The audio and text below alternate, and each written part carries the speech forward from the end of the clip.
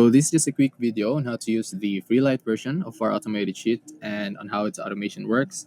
So basically this Google Sheet auto segments the patient's information into the respective column, which is right here. As you can see, it's currently empty.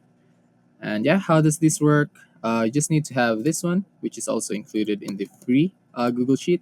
So let me just show you an example. So for example, the intake or billing specialist wants to put a patient's information here. They can just say, let's say patient ID is LOL1234. Patient name, let's say Kanye West for some reason. Date of birth, let's say June 15, 1958. Diagnosis code, just some random stuff. Insurance ID, or I mean insurance, let's say Aetna. Price of service, $40. Service was taken on, let's say, May 30, 2025. Secondary insurance, let's say Cigna. Insurance ID, let's say KOL, 56789. So you'll just need to wait for around a minute before the automation works. And while waiting, let's create another one. So patient ID, let's say it's still LOL, but now 5678. Patient name, let's say Taylor Swift.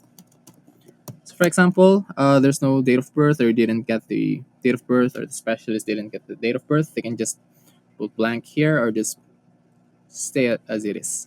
Insurance ID, let's say Aetna. So let's say this is for a prior authorization, so still no service. There's no service date. I'm sorry.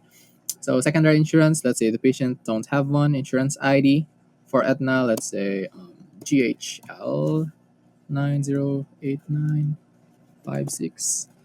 And let's see if the first column is finished. So yeah, as you can see, patient ID is LOL1234, Kanye West, DOB, diagnosis. So yeah, everything is in there. And while waiting for the second row, let's say the specialist made a typo error. So let's say the patient ID should have been LOK. The patient name should have been Kanye Beast. Date of birth, it should have been let's say June 20, 1958. Diagnosis code should have been, I don't know, GHK. The price of the service should have been $50. Service was taken on, let's say, May 29th. So yeah, let's just wait for the automation, and it will automatically change the patient's information into the respective column.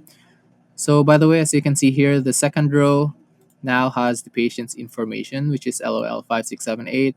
And as you can remember, we didn't put any DOB, diagnosis, service date, and service charge because it was a prior authorization. So insurance ID, the patient didn't have any secondary insurance, so that is blank. And yeah, let's just wait for the first row to finish.